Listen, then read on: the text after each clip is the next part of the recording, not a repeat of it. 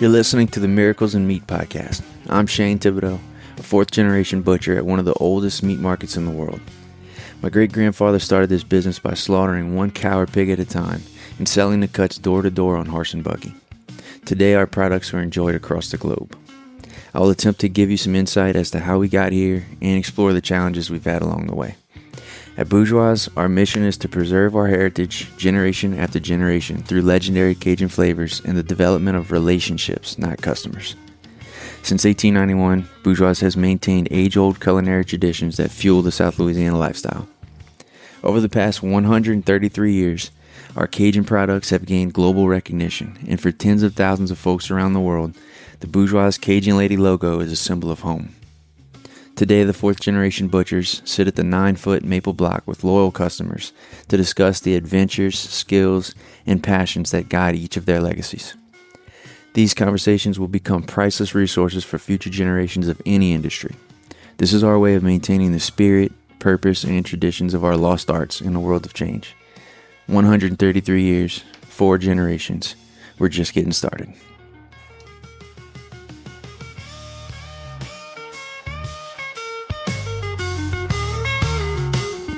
Hey there, here we go. Episode number 1, or uno, if you are tuning in from Texas or further southwest.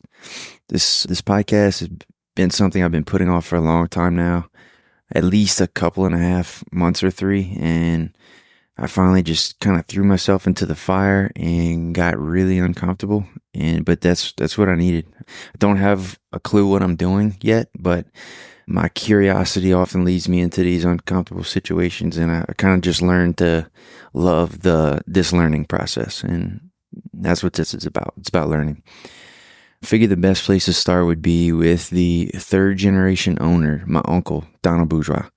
I've learned so much from him over the years, and I really think we'd be doing our future generations a huge disservice if we couldn't provide them with as much wisdom as we can from this old breed. So here it is, Donald Bourgeois. So if you ask me why I was doing this or why I felt like I needed to do it, before you ask that, I would ask you, why did y'all build Super Kite?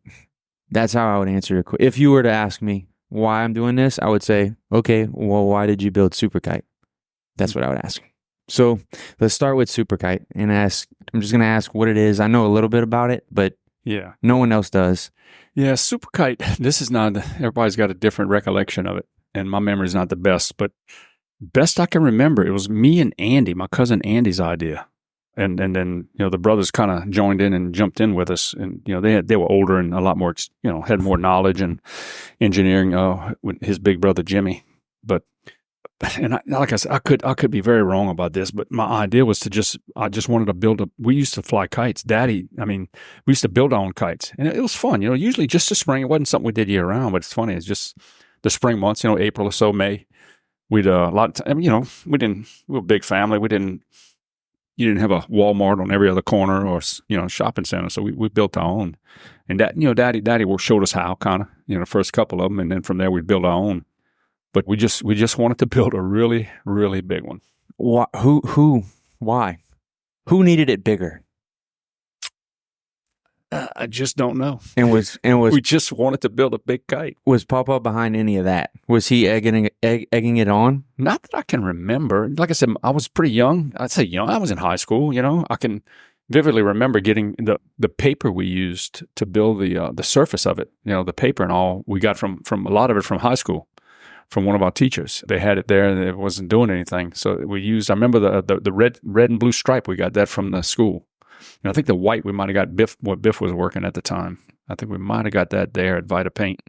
And in terms of dimensions, what was the goal and then what was the outcome? Just 25 foot. It was an easy number, And I think the width is supposed to be a third of the height, I think. So, so basically about an 8.5 foot width. Total, I think, best I can, or maybe, it's been a while. 25 feet long. I'm trying to remember the width of it. But Daddy helped us with the bridle. I remember that. That was a big concern, bridle and tail.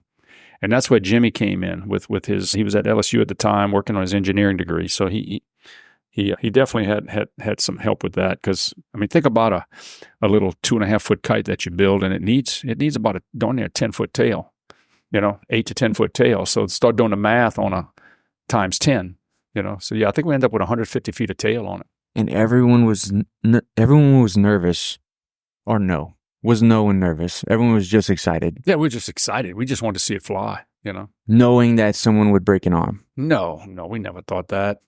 It's a shame. The darn thing flew, and it flew really good. It's just, I was on the kite end. Me and Andy, I guess because we had so much to do with it. We were holding the kite. We were the actual ones that started running with it as it lifted. We held the bottom end down until we couldn't anymore and ran with it. And what's pulling it? Truck. A truck. Yeah, we had it. And something happened in the truck. There's a lot of issues about the truck, and they had it. Apparently, they did not fasten it. I don't know why they didn't just tie it to a hitch or whatever. They didn't. I don't know why. I think they maybe wanted to put out more line in case they needed to. So they had it to where they could release and it would. But from what I understand, they had the old trucks. They had the I don't know what they call it. Those the hole wells in the sides of the beds, and they had a pipe in there, and they made some wraps with it around that pipe. Well, what happened? I don't know why they didn't think of this, but the pipe started spinning.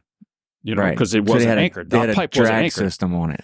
Yeah, but they didn't think. They thought they could the pipe was just going to stay there and not spin. Right. And they could release line if they needed to after you spun it around there about 4, 5, 6 times, you could, loosen it a little bit, but they didn't take into effect that it would spin.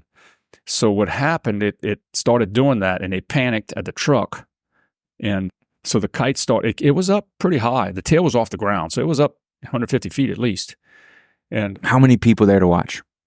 Mostly just a bunch of our family. We had a lot of cousins, So that could be 50 to 100 people. Yeah, easy 50. Yeah, I'd say no less than 50. Yeah. And we got it on video. We have some old video of it.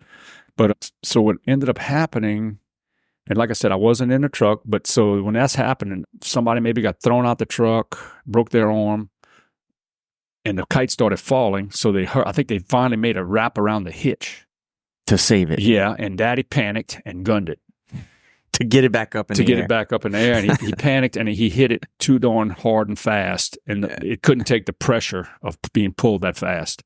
Such a big kite. Wow. You can't fly a kite that big and 15, 20 Only mile if y'all an hour had an winds. engineer on deck. Well, good. We'd have flown it more than once. If that incident wouldn't have happened, I was convinced we would have flown it and flown it again, Well, so it didn't stay in the air very long. It stayed a while, and it went straight. I mean, it flew. It was amazing how steady it was. You think a kite would, especially handmade ones, they kind of rock back and forth and kind of erratic. This thing just went straight up, just as pretty as could be. And I was convinced it was going to fly. Or it did fly, but I mean, I was convinced it would have stayed up if they could have got it up above the trees a little more. I think above the trees. Yeah. That's got to be the goal to get that steady breeze. Where it's not sporadic. But it was pretty. I'm sure there's much more to that story, and I'd like to get a couple other people involved. Absolutely, and everybody's got a different version of that story. We'll come back to that John, one day. John. I don't know if I remember John being there. I'm sure he was, but might have been in a car seat. He might have not been there. John B. might have been off with his buddies or something. I'm not sure. No, he wasn't that little. Well, we'll get another crew together and we'll get that whole story out. Yeah, that would be interesting. We'll get artifacts and things and make plans for the next one. Now, they did another one, Super Kite 2. I was not involved with that one at all. And it flew? No.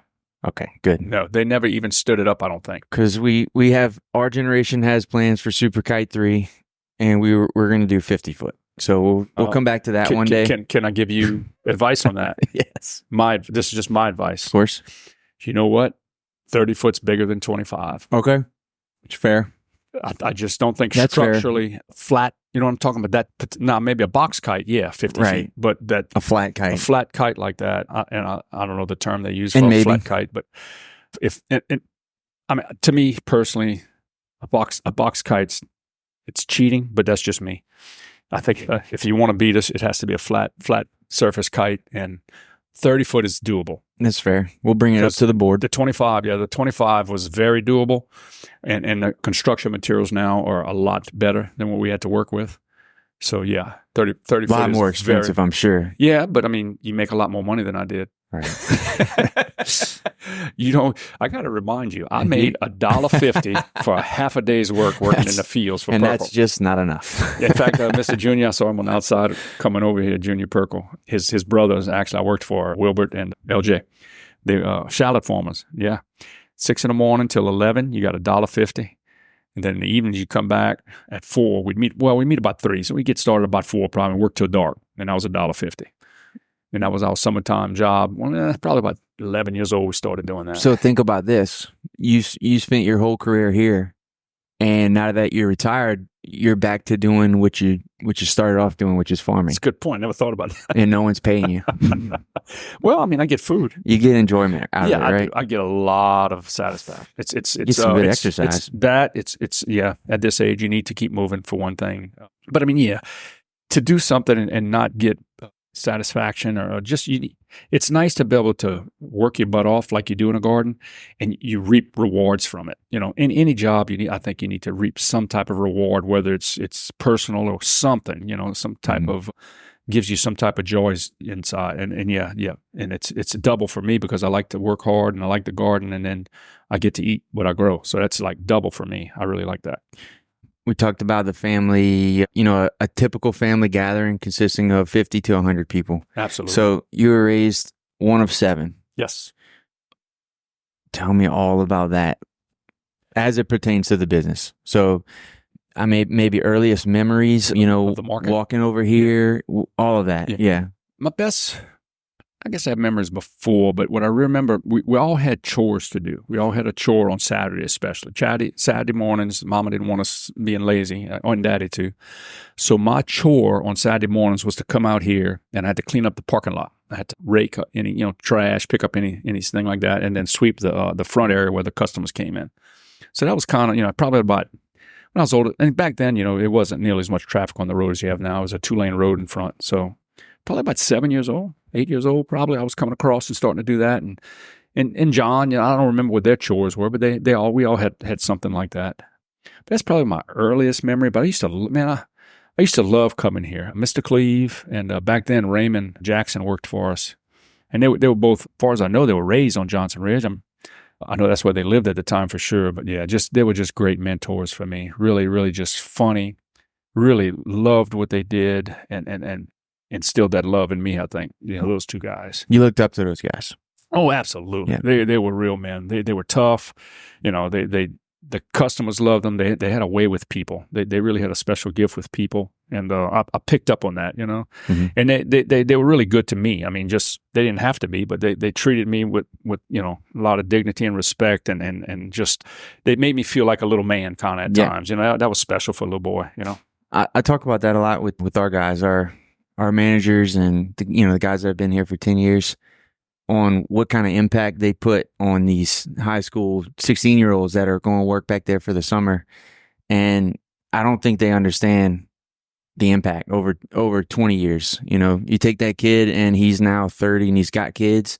I guarantee you he's going to pull some cards that you threw to him, you know, on the boudin table in the back. And I don't think they do realize that. I realize it because I had the same experience. I was here with Calvin and Chris and Miss Karen and Jenny, and I looked up to all of them. And I think it's powerful. I had some great workers. I really did, man. I loved them. Loved every one of them in their own special way. They were all great. They really were. So you worked for Pawpaw fairly young age, but when did it get serious? From high school, probably. You know, going into college. I mean, college. I loved high school. I had a blast in high school. I had fun. College was tough. Didn't like it. Never liked it. Feel like I struggled going there. But my first 3 semesters, some of these college kids look at me like I'm nuts. But I took 21 hours, and I worked. I worked 40, 50, probably closer to 50 hours a week with the 21 hours at school. They think I was nuts doing that, but that's just how we were raised. I didn't know any other way. But yeah, it was just, you know, times are different. You know. And what was your major? Business. Specifically for this? You know, no. This is, y'all probably gonna laugh at me. But the reason why I picked business, my poor mama was a English teacher for many, many years. And she used to try to help me with my English in high school and all. And I just never could get it too good. I was really bad in English. And that's how I picked my major. That's how I picked my major. It had the fewest Englishes. I BS you not. I BS you not. It had the fewest Englishes of all the curriculums that I was somewhat interested in. I wonder if they still get asked that question. That's the only reason. Well, back then you could see what classes you had to take. I guess they still do that now in each curriculum. So there was a handbook. Now I'm sure it's on the computer, but I went through the handbook and I'm telling you, I searched. I found all of them that had the fewest Englishes, and business was the only one that I felt a little bit interested in. So I'm like, well, I'm gonna try this one. But that being said, I made up my mind I was going to get a degree because my oldest brother, Biff, brilliant, went to school. My sister, Nancy, same thing, went to college. And both of them were within 1 or 2 semesters of finishing and dropped out. So I made up my mind I was going to get a degree. I didn't care what it was in, So that's why, one of the reasons why I picked that one. I wanted to make sure I got the degree, And I did make it. I mean, and of course, I did have one of my Englishes. I squeaked by, and I made a D. Good, but you tried. Yes. Oh, absolutely. So Nichols is known for business school. Yeah. You know why it's called Harvard on the Bayou? Tell me. Do you know? No. So the same Harvard Business School is accredited by the same accreditation, whatever, that Nichols is. Okay. No, didn't know that. Yeah, that's why. So I mean, it's. I don't know if it's true, but supposedly it's equivalent to their degree. Of course, people don't know that, but I mean, if it's accredited by the same accreditation council or however they do that stuff. So, going through it, having been through it, what did it not prepare you for? What's the course you would add to a Nichols business degree? I had one professor and actually, it might have been an elective I took. I don't remember if it was an elective or if I had to take it. It was a night class. I had a guy from, the instructor was from Baton Rouge. He'd come in once a week to teach this. It was on real estate. And he was a businessman. And he just did this on the side. Best instructor I ever had. I wished that perhaps some of these instructors had some business back, actual, because you could teach it from a book, but man, until you live it, you know what I mean? And it costs your pocket, especially if you're an entrepreneur a little bit. If you make a mistake, it costs you. The decision-making part of And you can't teach that probably. You can't teach it. I think it's ingrained. Some people are more risky, just take more risks than others. But being a business or entrepreneur, it's risky, and you got to be willing to take them. Some people are not, some are. So I don't think you can teach that, for whatever reason, And I've owned several businesses over the years, I dabbled in several different things, but. You remember the name of that professor? I cannot. He was good though, man. He didn't just teach real estate. He taught real life. He had some really good examples. Mm-hmm. Oh yeah, you're going to buy it for this, but what about this cost, that cost, this cost? And that's little things that you don't think. And for him, that was fun. Yeah, I think he enjoyed that class. I know I did. I know that what really caught my attention on that class, and that's why I ended up doing some real estate things in my entrepreneurial life, I guess if you want to call it that. One of the first things he said in class really caught my attention. He said, let me see if I can word this right. The number one investment that you can make in the whole country, if you take all other investments combined, and wherever you want to put your money, whatever business, whatever you want to be in, he says, real estate investment is combined beats them all. Like if you put them all together, your investment return on it is bigger than any of them. Mm-hmm. I'm not saying it right. I can't remember exactly how he said it, but it really caught my attention. It was, yeah. So that's why I always wanted to own land or buy land, real estate. It is risky. Well, yeah, but I mean, the stock market scares me to death, You can do it with a high or low degree of risk. Yeah. Oh, absolutely. You got to do your homework. You got to do your homework, and it's a long term. And I've learned that. Unfortunately, I made errors with it. I've bought stuff and got rid of it too soon. I was young and wanting to make money fast. But real estate is not that. It's usually you got to buy it and wait. Time pays off in real estate, and be patient, very patient. What do you think's happening to Thibodaux in terms of real estate? Man, I'm out the loop on that now. I used to really, I was big. I used to love, keeping track of all that stuff, housing, and just anything went for sale. I'd research it and look at it and, seeing if it's a good deal, blah, blah, blah. But I'm out the loop on it. Now, what I do look at still a little bit is, so I've got some property in Mississippi, woodland, hunting land and stuff, but trees. And I didn't realize when I bought it, the first piece I bought 12, 15 years ago, how good of an investment it is. And so I keep track of that a little bit in my area where I'm at up in Mississippi. Just whenever stuff goes for sale, I'll check it out just to keep track of, get an idea what mine's worth. And, but yeah, timber's a good investment, man. It's a long term, very long term, but it's a good investment, not a bad investment. All right. Speaking of taking risks, how old were you when you made some beef jerky for a salesman? Okay. Sort of behind Pawpaw's back.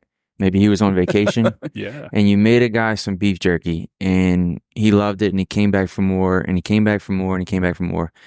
What happened when Pawpaw left for vacation? Why'd you take the risk?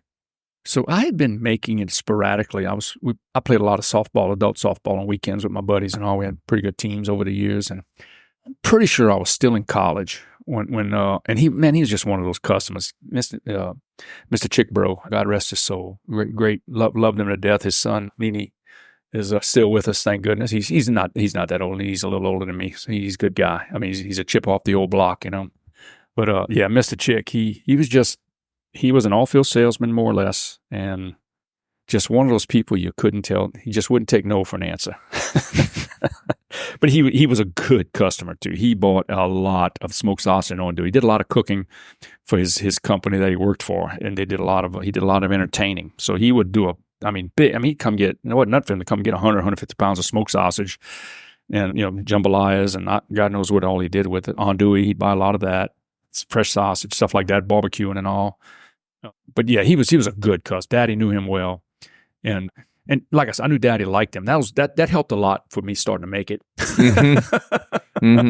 They had a good relationship. So yeah, Daddy's on vacation. He's Grand Isle. Nope. Every so often, him and Mom, they had a group of friends that they would go with to Las Vegas. Okay. And of all times of year, he did this. This is the first time he probably ever did this because it's a busy time of year. It was for Thanksgiving, the week of Thanksgiving. And Mr. Chick was in there probably the Friday after Thanksgiving. Might have been the Wednesday. I think it was the Friday after. And I'd made some for my buddies for the weekend. And he had tasted it a couple of times before. And man, when it comes out the smokehouse in the afternoons, you could smell it. And and he was, like I said, he was like family almost, So at this point, you already had what you would consider is the way you wanted it when this happened? Or were you still playing around? I mean, I was making it the same way, pretty much making it now. A little different cuts of meat, different. But every time I experimented with the different cuts of meat, which doesn't really matter that much, unless you don't like chewing. It just depends. There were more tender pieces that I've used over the years. Seasoning was basically the same. Yeah, the same as what we're doing now. It looked the same. Well, we did it different. So now I designed those sticks, by the way, with the nails that y'all use that I know y'all love. Trust me, y'all would love what y'all got now compared to what we used to do. Explain the stick. For someone who doesn't understand this. Well, do we want to give away that information? It's all over. Okay. It's all over. Daddy was very secretive about everything he did. He did not want anybody. Well, the people come over from the Philippines and they want to see stuff like this. Yeah, I know. Yeah, no one can replicate it, so. But anyway, yeah, it's just basically stainless nails that I found at a boat shop that builds wooden boats, and you basically you have to drill holes in aluminum angle iron, and you got to get the right size bit where it's a press fit, basically. You have to drive them into the hole. And I actually take them, and the nails are too long. I can't find short enough ones, so we actually cut them. It's a lot of work to make them. It takes a lot of work to make them. But once they're made, they've lasted for a long time. They last. But before that, when I was making them when Mr. Chick was doing it, have you ever seen the old smoke rails we use? They're like, if you look at them from the end, they're like a pyramid kind of, sort of, what you would call that. And flares at the bottom, like a bell. They call it like a bell. No, not those. No, that's after. It's like a star. They're straight. A like straight piece of angle iron. Like this. And it kicks out. It's not really an angle iron. It's if you had 3 pieces, was that 33 degrees each? Okay. So basically a upright one, and then 2 that go out at the bottom. Okay, so that's what we were smoking our sausage on. And I can't believe we don't still have some of those sticks hanging around here somewhere. But so yeah, we just hung the meat over that. So the meat that was underneath the stick really didn't get that dark, pretty color. It stayed kind of pink looking, which wasn't appetizing looking, but it didn't affect the taste at all. So that's how we made it back then for him. And that's how I was making it for myself. So yeah, he comes in and he's like, man, Donald, he says, y'all got to make me some of this. He says, look, he says, I'm going to come back Monday afternoon, and I want you to make me 20 pounds. So I'm like, man, Mr. Chick, I said, I can't. Daddy don't want to make this. Daddy was getting older. He's getting ready to retire. And you asked he's him. getting closer to retirement. You already asked him, correct? No, I'd never asked Dad. Okay. No. You just was reading his mind. Mr. Chick may have kind of talked to him about it a little bit, but he may have. Mr. Chick may have talked to Daddy about it, and Daddy, I think, turned him down maybe. So yeah, he asked me to do it. I'm like, man, I tried to tell him no, but he, like I said, he wouldn't take no for an answer. And he was a good guy. I love Chick. He was a great guy. And so anyway, I told him, I said, look, he said, man, look, Donald, don't worry about it. He said, I'm going to talk to your daddy. You don't worry about your daddy. That. And that's how he convinced me. I'm like, all right, you got me. True salesman. I'm young and dumb. So we come in Monday morning. Daddy's coming back like the Sunday, I think. So he's going to be at work Monday. So Monday morning, and you got to get in there early. And we smoke sausage Monday mornings for sure, every Monday. So back then it was a summer months. I knew I was going to have room. Usually in the summer we don't smoke quite as much. I knew we were going to have room to get it in there. So what I did, I just took some regular round steaks with the bone in, and they were $1.90 a pound at the time. I can remember that. And I sliced them, and raw weight 20 pounds is what he was buying. So I weighed up 20 pounds and got a ticket. And I didn't charge him nothing to season it and smoke it and all that stuff because I knew it lost a lot of weight. So I figured, we're coming out all right. We're selling for that much anyway, and I got to smoke anyway. It's not costing me anything extra really.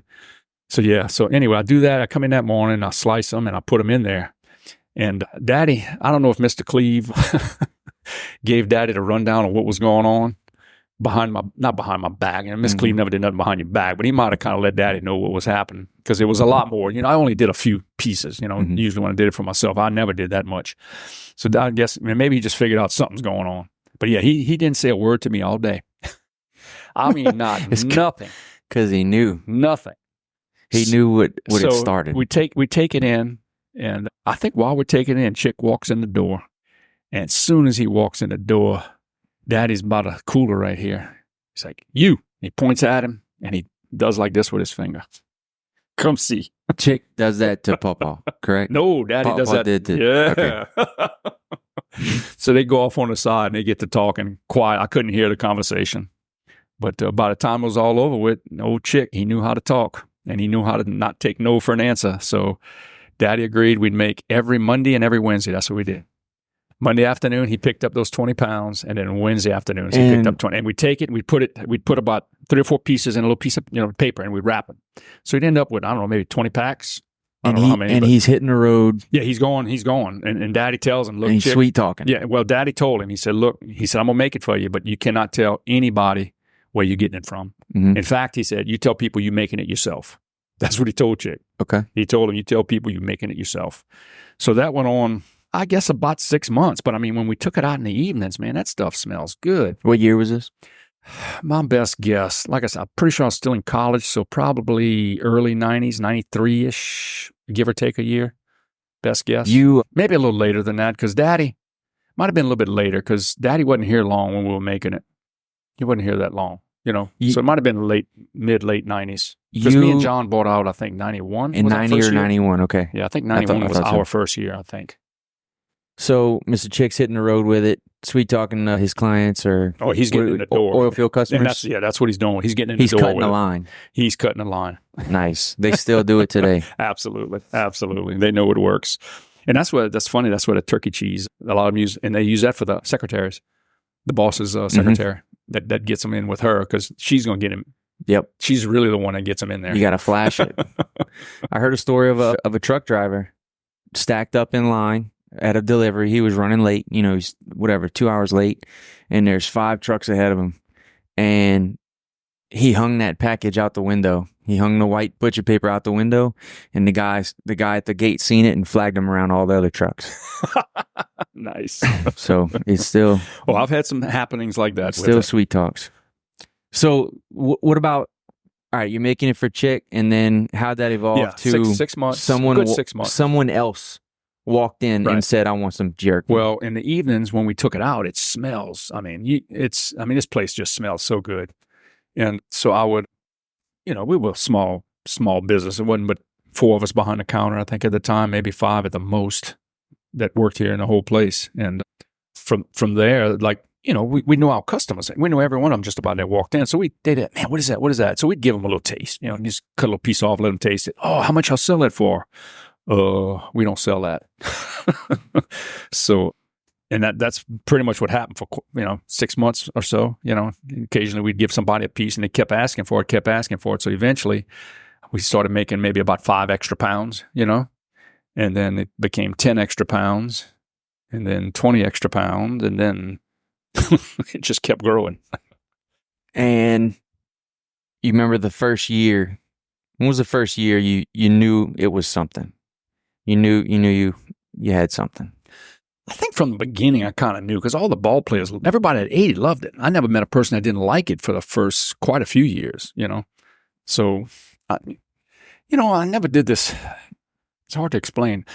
I knew what I wanted to do when I was 6 years old. I mean, how many 6-year-olds really know what they want to do for a living? I knew I wanted to work. I wanted this place so bad when I was 6 years old. I used to cry about it because I never thought I did. I had 2 older brothers. But I always, mostly because of Cleve and Raymond, I think. I loved coming here. I absolutely loved this place. So I never did anything. I never thought of things that way. I just wanted to put out, let's put it this way. Anybody out there that's listening, when you eat a really good steak or seafood, any kind of good food, what do? Pretty much every single human on the planet, when they eat something that they really like, they smile. They're happy. And that's what I loved about what I did all my life. Providing the best stuff I could do, or trying to anyway, and yeah, seeing that smile on people's face, and that's why I did what I did all my life. Pretty much, it was never about the money, never. And I mean, granted, the money did come, but I would have done it anyway. I think because I tell people, and they think I'm nuts, but I couldn't wait when my eyes opened up in the morning. I couldn't wait. As soon as my feet hit the floor, I was out of the house within 10 minutes. I couldn't wait to come to work. I loved what I did. Loved what I did all my life. So anyway, yep, that's pretty much how the jerky got started. And then from there, we slowly evolved with different cuts of meat we've tried over the years and different sticks. The sticks we used not long when we started kind of growing a little bit at the beginning. And we did do some smoking of wood sticks back then at times when we had to overflow. So yeah, we ended up taking wood sticks, 1x2, I think it was. And we took just regular old galvanized nails. And this is probably back in the early 90s. Mid-90s, I guess. We drove it in at an angle, and then we'd bend them like a hook, kind of. Yeah. So that, and that worked. Those worked good. They were hard after you take the jerky off to clean them. They didn't clean real good. Whereas the ones we got now clean really good. But it's stainless and aluminum, There's a lot to it. But we used those for quite a while. There's a lot to it. What was it like working, let's say 10 years in? 10 years in, Papa's still there. Correct? Oh, after when I started in high school? Yeah. Yeah. High school was 80, so yeah. It was towards the end. I mean, Papa was fixing to leave. What was that like? What was transition, you mean? Yeah, what was his role here? And what were y'all roles? Daddy was here most of the time. His last year and a half maybe, he started playing golf a little bit. So he was here a little bit less, not a lot, but he was ready. He was ready to get out. Was he talking about it? Not really. Not really talking about it, but he was getting tired of it. He was getting old, hell, when you get old, you don't feel like working that hard, because there's no doubt. Now, I ain't got to tell you this is hard work. What we do, we're not doing with a whole lot of machines. We're doing a lot of it by hand. The way he did it, the way Grandpa did it. I don't know if people realize that. There's a lot of physical work to it. And why not? A lot of hours. Why not change it up and take the easy way out and make the boudin with no bones in it and use garlic powder instead of garlic and green onions, dry green onions? Well, why not do all that? Shane, you tell me. Does it taste the same? I know why. I want to hear it. I want to hear it out your mouth. What I just told you. I said I want to make the best. You don't smile. Boudin is not a fancy product. You don't find it in fancy restaurants. But I want to try to make the best boudin I can make, or whatever it is that I'm cooking that day. And that's something, most of the time when I was hands-on with anything we were cooking or making, vast majority of times.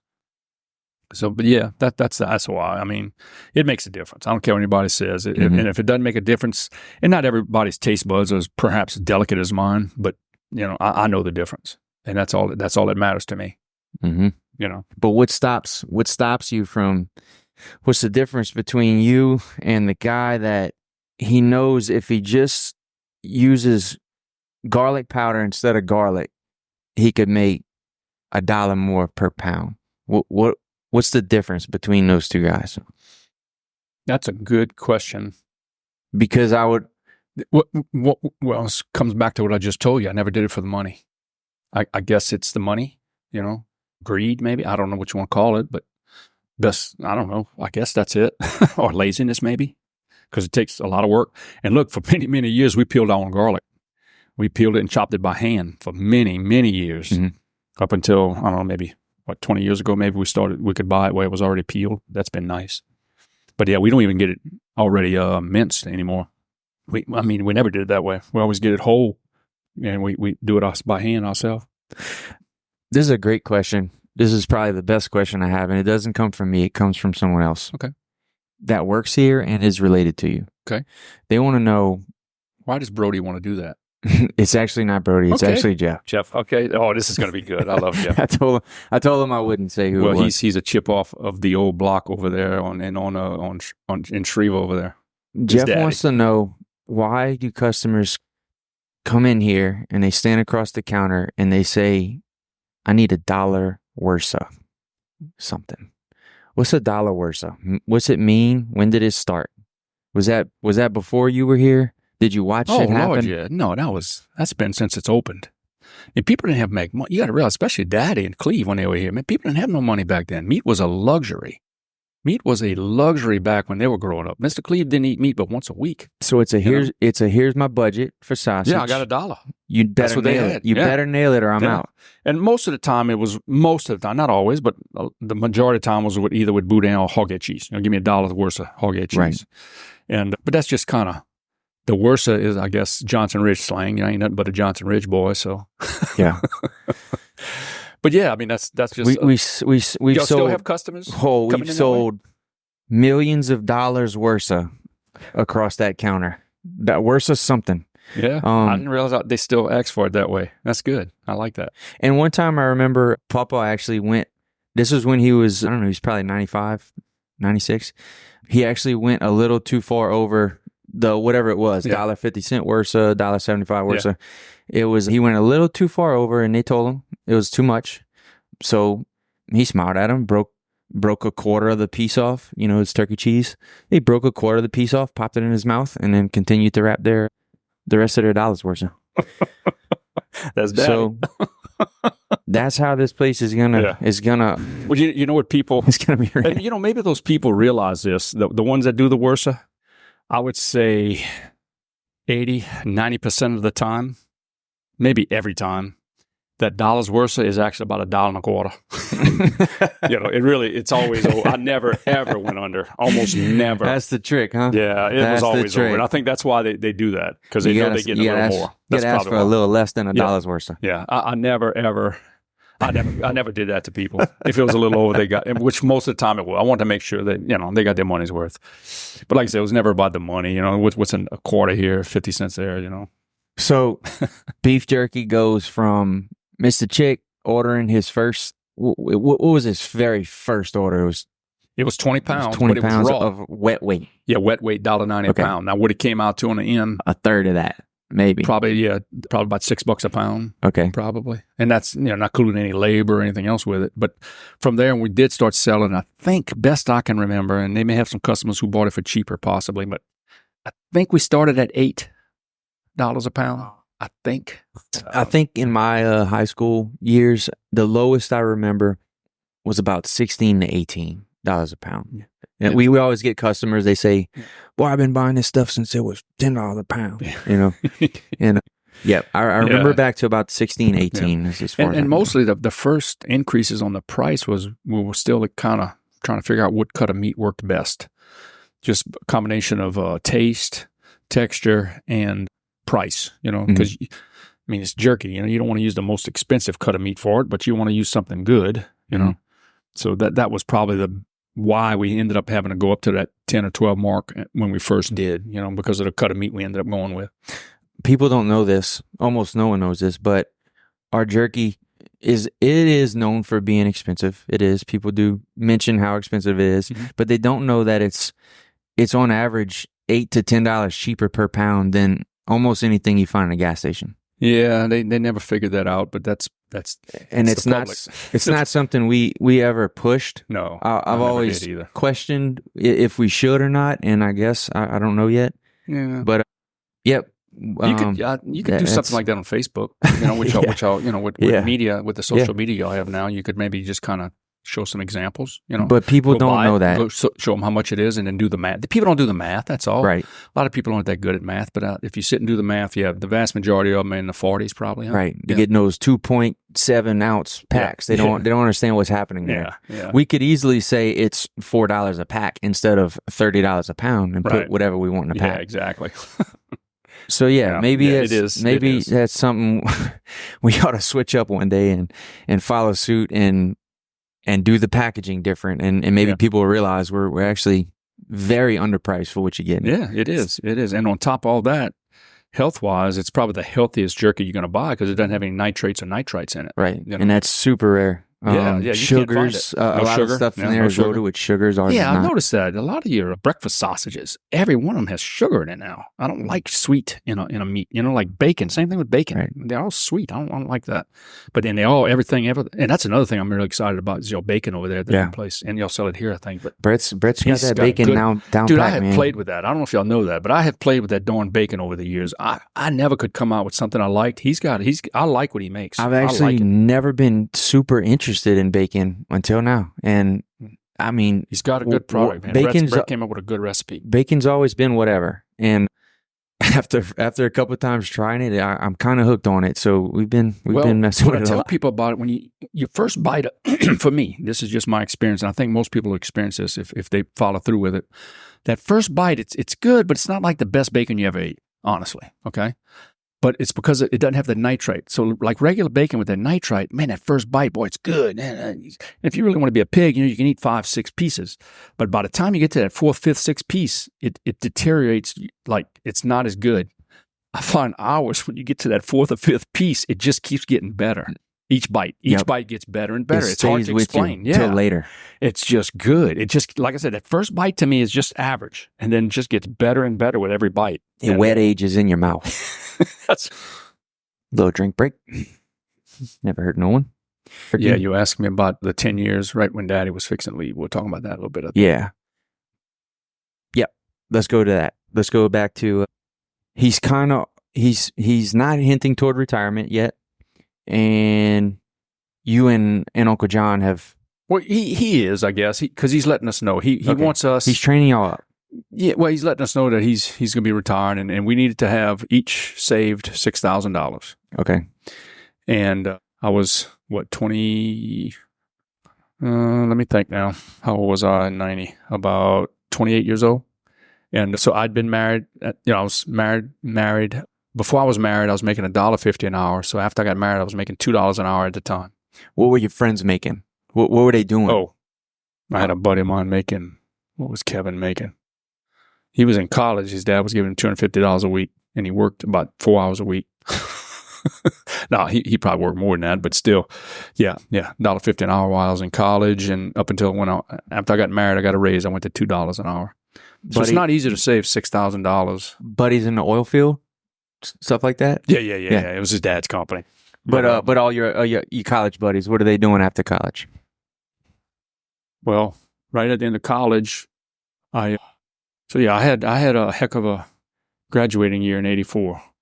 So inside of about a 5-month period, so I graduate college in May. I decide in August to run for Terrebonne Parish School Board. Okay. I heard some stories about this. The ripe old age of 20 years old. I don't know much about 20 years old. So I run and win that, and then I'm married about... You won. A month after that. So inside of about a 4-month period, I'm graduated, run for school board, the youngest elected official in the state of Louisiana at the time ever. I know there's been some younger than me since then. But, and why'd you want to do that? That's a good question. You loved school. You know, my mom was a teacher.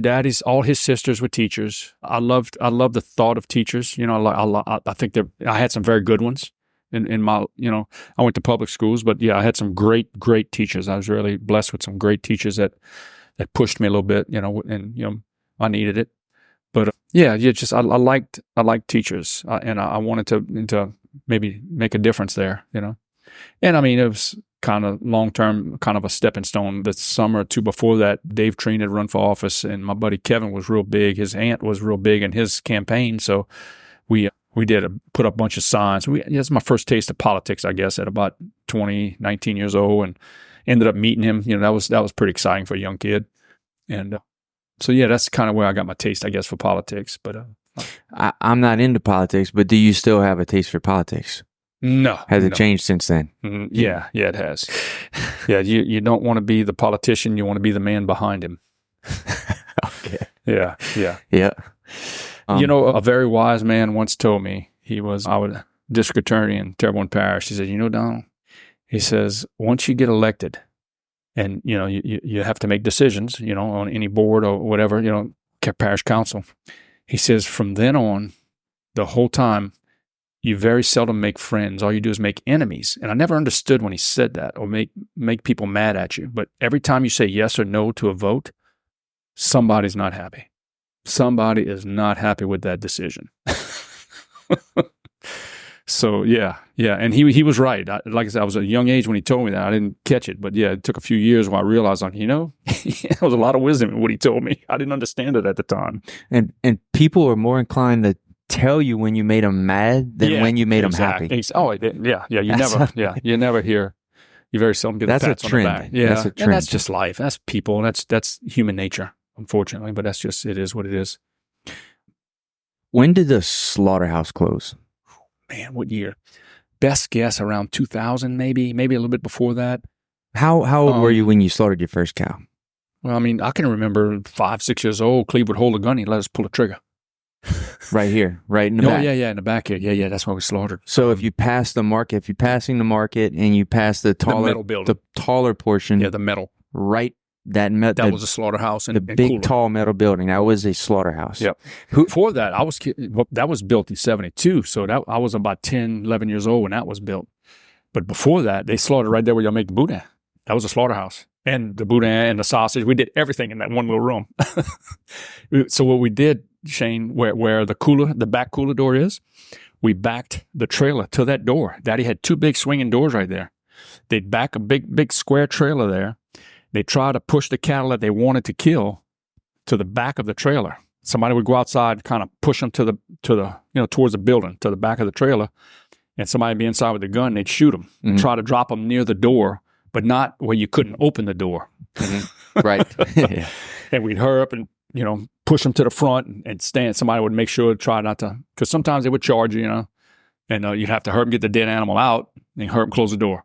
So it was, and they did it that way for, I don't know how long, probably since it was built. Mm-hmm. That was built probably in the early 50s, that particular. I heard Mr. Cleve punch a cow out cold with his No, bear. not Mr. Cleve. No? It wasn't Mr. Cleve. No, that was Nanny. That was a boy, I say a boy, man from the Ridge. I don't know his real name. Big boy. Yeah. Punched it. Oh, yeah. Bare knuckle. I heard many stories about Nanny. Nanny, from what I hear, was Nanny. So if y'all ever heard about Big John, okay, if you ever heard that song, that had to, I can vaguely remember him. He died many years ago, but from what everything I've heard about him, he was a man's man, like just powerful. Nanny. Yep. Yeah, I've heard stories of him just sitting there and people punch him right square across the chin, and he just kind of smile at them. Right. Just tough and just. Now, that being said, I heard he wasn't the brightest person in the shed, but he was a good soul from what I, a good man. But yeah, he said he came there that day and he watched Daddy and them shoot him. This was before inspection. And when he got up to the next one, Nanny was back there BSing with him and all. And he knew Mr. Cleaver, and my dad knew him well too. But, oh man, Mr. Lester, he says, save your bullets. He went over there and punched him and knocked him out in the head. Knocked him out. Yep. Knocked him out with his fist. Save your bullets, Mr. Lester. What a hero. That's called a hero. No, that's a man with big hands. Big hands. I guess they don't make guys like that today, right? They do. They just don't use it. You maybe? think I don't know. anyone in Louisiana punched a cow out cold with their bare knuckles this He's year? the only one I ever. No. I don't No. think so. They probably didn't spank their dog that hard.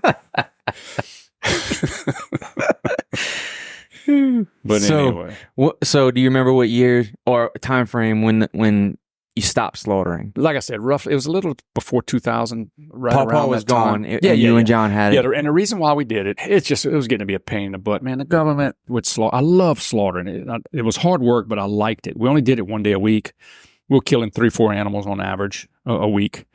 And it just got to be 3-4 hours of cleaning, scrubbing, preparation, getting everything ready.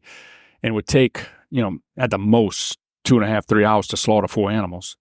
And then, and the government just kept getting more and more. We had to buy an incubator to test for E. coli, swab test all the carcasses. And I mean, I don't even have to be a scientist to be able to slaughter, Mm-hmm. So it just got old. And plus the jerky was really growing and we were starting to pop out the seams over here at the time.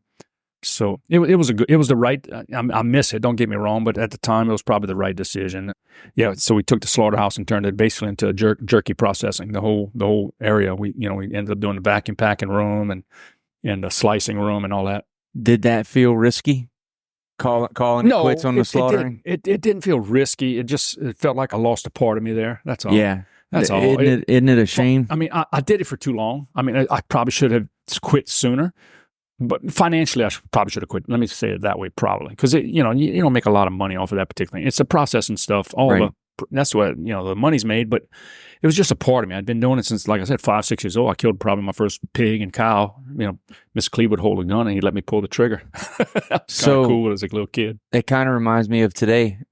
We're at the Thibodaux market right now, and you look at that saw right there and think about how many calves have been cut on there. How many sevens? How many pork chops? How sad would you be if we stopped doing calf cuts? Yeah. With the new location, both stopped, and I probably was the one that advised them to do it because there's just no money in it, and you don't sell a lot of it. Right. People just don't eat that way anymore. Really, is what it amounts to. People don't know they don't cook. It takes time to cook those things. People want something fast. Yeah, people want something fast, and it'll probably come back someday. And I hope we don't get rid of it. It takes patience and it takes learning. It takes the generational. Yeah, it takes that grandma to teach you how to do that. Yeah, you gotta have the mama, the hand down. Yeah, we're losing that, unfortunately. Not everywhere. There you go. Yeah, I guess people don't know that that's not a money making product, and that's something we're doing to make people happy, to keep them cooking the same things they're used to cooking, we hope so. And fulfilling those recipes they have that were passed down by grandma, great grandma. Yeah. It's hard to do because it takes so much training.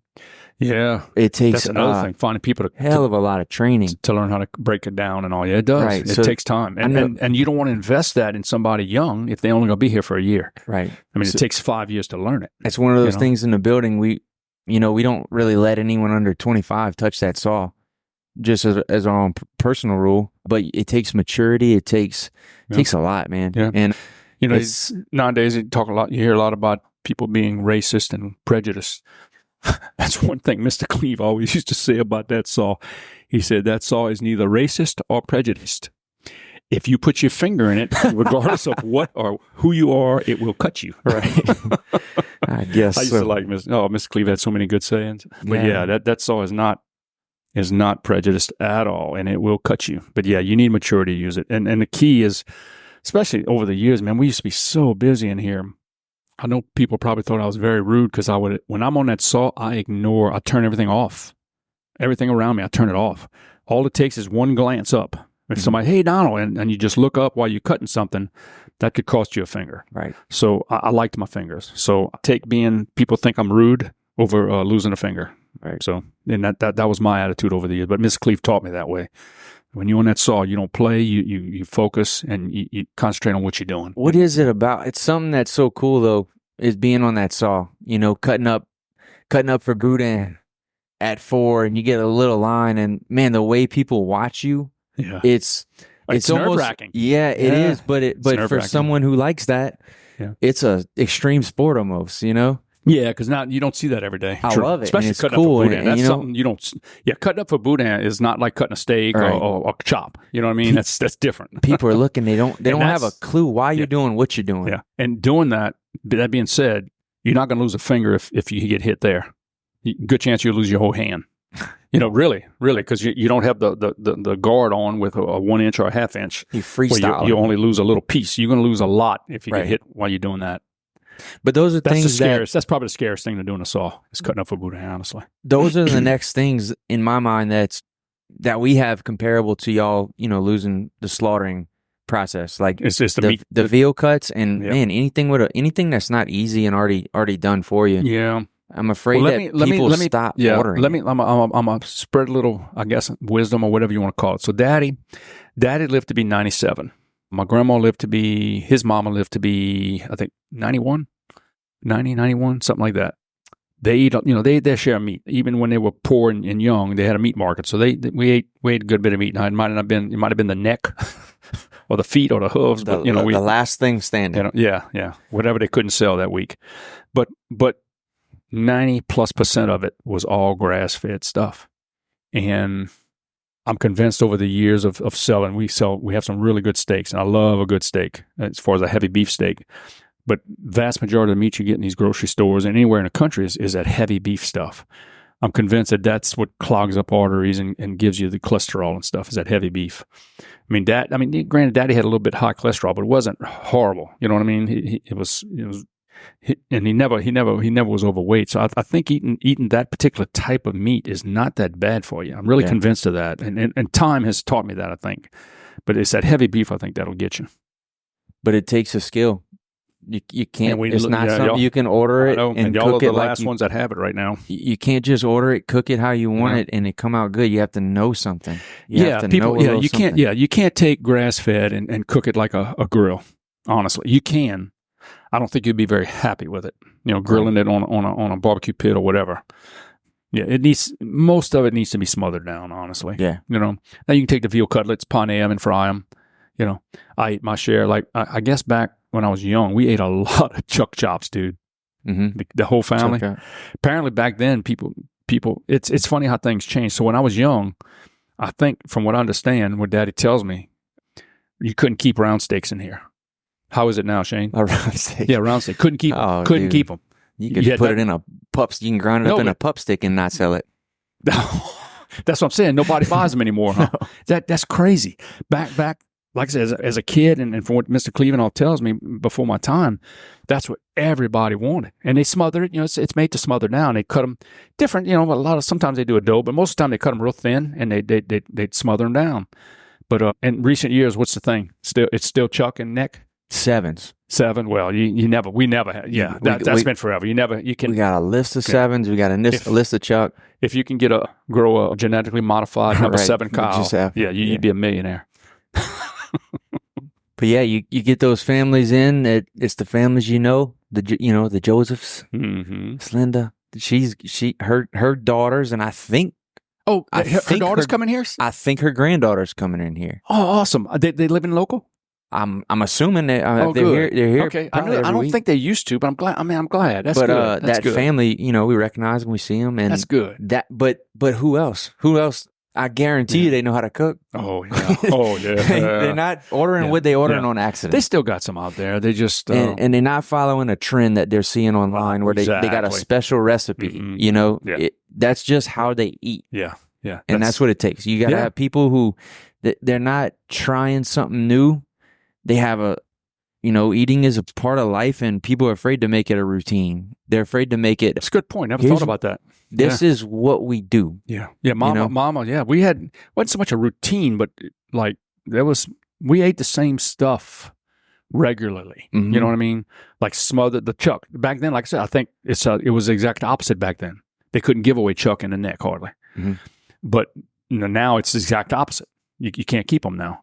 But it's just, we ate a lot of that. And look, we ate, I bet you this is something you never ate, that we ate pretty regular. And I'm not talking about the big end of the chuck, going towards the neck, the small end. Mm-hmm. You cut it real thin as you can almost, and fry them. In between the chuck and the rib? Well, the chuck chop, but closer to the neck, kind of. Okay. You know what? That's And the fry it. No, that's the toughest part of the chuck, right? I've never fried it. But when you agree, that's the toughest part of chuck. Sure, As yeah. you get towards a ribeye, it gets more tender. Mhm. But yeah. Mama Fried used to up. fry them and didn't flour them or nothing, just fried them. Okay. But apparently, Daddy just couldn't sell them. And I mean, we had 7 of us, so she probably fried, I don't know, because I'd make sure I got 2 of them. So she might have fried 15 or 20, who knows. But I mean, back then, the calves were smaller too. I find that they don't slaughter smaller calves now. That's part of the issue too. The calves are bigger, so they're going to be a little tougher probably. But yeah, our calves, man. Oh, let me tell you that story, talking about cut meat. So me and John B., we buy the business, do all the paperwork, like August 1st or whatever, or, January 30th, whatever it was. So the auction is Tuesday, and we slaughtered on Wednesday. So me and John B. come to work Tuesday morning. We're like, we need some meat. You know how to buy cows? No, you? No.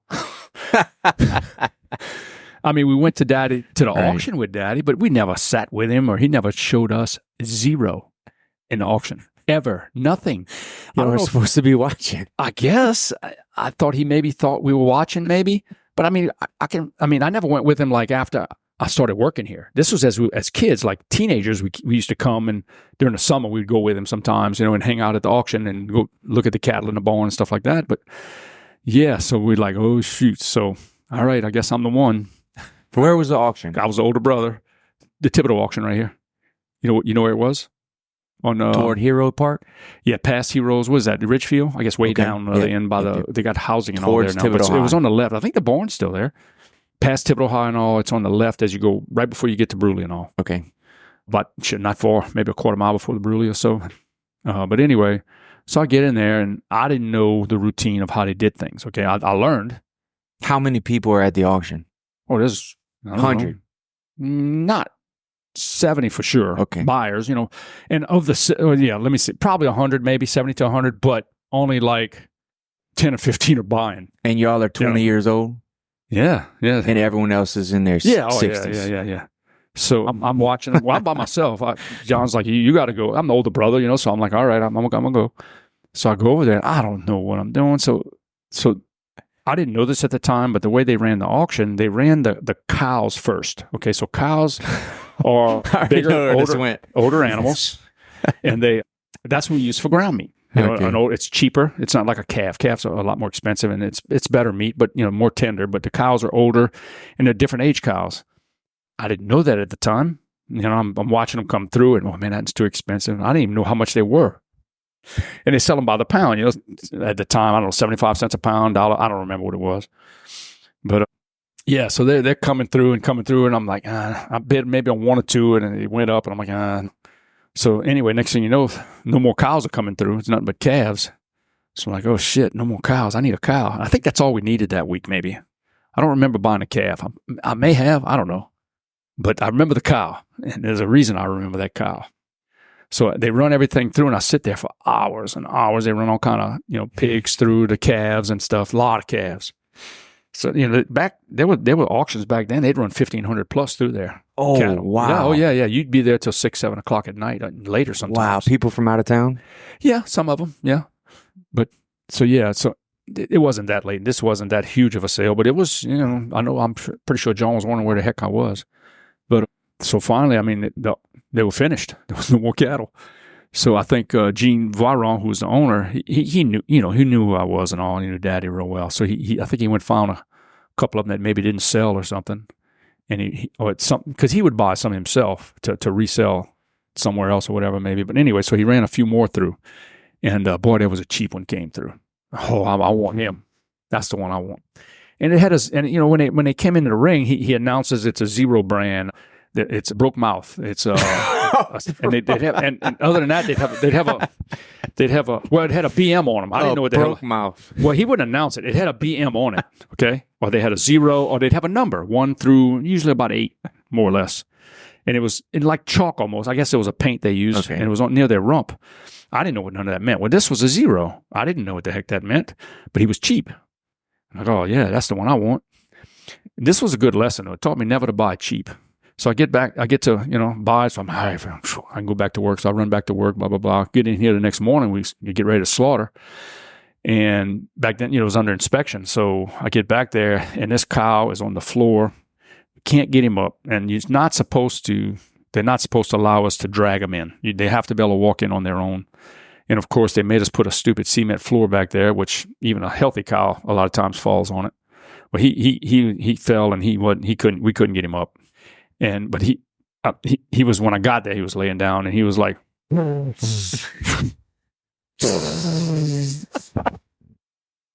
he was pretty much on his last breath, maybe. I don't know. It ain't good. So I'm like, oh God, what are we going to do? Thank God. I think the inspector felt for me that day. He allowed us to drag it in. Well, he checked it. He has to check it for temperature. It wasn't, if he'd have been running a temperature, he would not have let me kill it, but it wasn't running a temperature. And so it wasn't sick or anything. And he just wore himself out on that cement more than anything, probably. But anyway, so yeah, he did. Thank God he did let me slaughter that cow that day. But that is the last zero ever walked into this building ever. In fact, I don't think I allowed a 5 to walk into this building. Everything I ever bought was between 2 and 5 or 2 and 4. I love that. There's younger cows. Man, it's just better meat. I learned, it took me a few weeks, but that's pretty much, and zeros came in, I looked the other way. That's how my daddy taught, though. Man, he let you make mistakes, and he didn't care. You think he knew what was going to happen? Probably. I wouldn't be surprised. I never told him that story. He probably didn't even know that story. I wonder if he called someone and said, "Hey, Donald's going to be there. Keep an eye on him." Daddy did not do that. Because I wouldn't have had a zero if they'd have kept an eye on me. Yeah. I'm sure someone laughed when you left. No, they didn't. They probably felt sorry for me because I didn't know. But I bet you Daddy, I should have told Daddy that story. I don't think he's ever heard that story. I don't know why. But I mean, I was busy working from then on. Me and John, I mean, that was our ball game from there. And he we were kind of expecting him to come in here, and he where's Daddy? Seen Daddy? No. It was a little bit of a shock because, you're used to that every day as a young person. And we're 19, 20, 21 years old.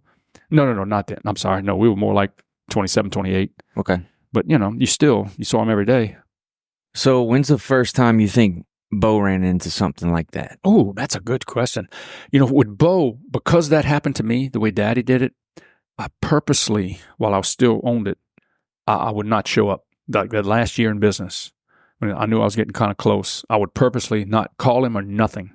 And I just wanted to see how he'd handle it. And, So did he call you? No. All right. But I was the same way. Yeah. Like when my workers were off, there was a lot of times I could have called them, like mostly just a question about an order or something.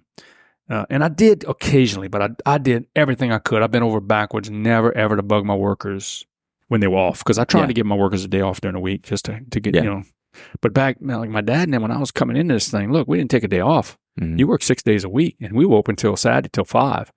So, I mean, I think what it was, about a 55, 57-hour work week. Right. Maybe more than that. Hell, he was open from 7 to 6 when I first started. So what's that? That's a 11-hour day. And we did close for lunch. So that's probably 10-hour day. You close up shop, everyone leaves, come back at 1. And that was miserable. That was miserable because there were 10 cars in the parking lot sometimes. Waiting on you. Yeah. So when you walked in that door and, you had lunch, you kind of took a little nap maybe, or you got lazy a little bit. So you kind of like trying to fumble your way through it. And you had to roll. I mean, you didn't want people waiting because they already been waiting. Not every time, but there was a lot of times there was plenty of people waiting. And that's why I got rid of the lunches. I started I cut the hours back when I took over and got rid of the lunch hour because of that mostly. And just started alternating the lunch hours. Yeah. And it's still what we do today. Mm-hmm. Man, speaking of naps, some of my earliest memories here were, I'm assuming high school, junior high time, and you and Uncle John were here, and sometimes I would go with you for lunch, and sometimes I would go with him. Okay. And I just I remember jumping in your truck, heading to your house. I don't know what we were getting, maybe grab a Subway or something, or make a sandwich at home, take a nap, head back over here, do the same thing with Uncle John. I go to his house. He'd do the same. Take a nap. We lay on the couch, take a nap, come back. And then I did the same thing with Papa. Daddy. I remember coming over. That's where we got it from. I would head to Papa's with him and lay on the couch, take a nap. He'd put on whatever kind of, whatever he was watching on TV. Yeah, he'd throw something on TV. I think that helped him go to sleep a little bit, get his mind off of it. We'd take a nap and then come back. But okay, so let me ask you this. We know which chair he was in. right, How did he nap? What did he do? Do you remember anything particular? he would usually, if he made him a sandwich or No, the nap. well, it includes the lunch, the nap and the lunch are one because the sandwich would be half eaten on his chest, the feet would be up, he'd be reclined back, out cold, with crumbs everywhere, and most of the change would have fell out of his pockets and went into the chair. And I would either be napping or I'd be waiting for him to get up so I could check underneath the chair and collect the change. So do you remember, I don't know why I remember this, but often, I don't know if I'm pretty sure he did it every time. So the curtains were behind him. You don't remember him taking the curtain strings and wrapping around his head a bunch of times to sleep? You don't remember that? No. That might have been before your time. But yeah, so the chair leaned back and it was right up against the wall where the curtains were open right there. And you know, the drawstring for the curtain, he take it and wrap it around his head kind of a certain way where it would cock his head a certain way, I think. Yeah. A little headrest. I thought you would have noticed that. Ingenuity. Maybe he wasn't doing it then at the time, or maybe Mama changed the curtains then. I'm not sure. But yeah, he did that a lot too. That's something I remember. Ingenuity. But yeah, I bet you 3-4 days a week he did peanut butter jelly. PBJ. We often did a little piece, maybe a half pound of jalapeno sausage. Oh, really? Out the casing, just fried up in a skillet on white bread with mayonnaise. Okay, yeah. We did that often when I ate lunch there. And when he did eat something like that, a lot of times he did a little fold over with the PBJ.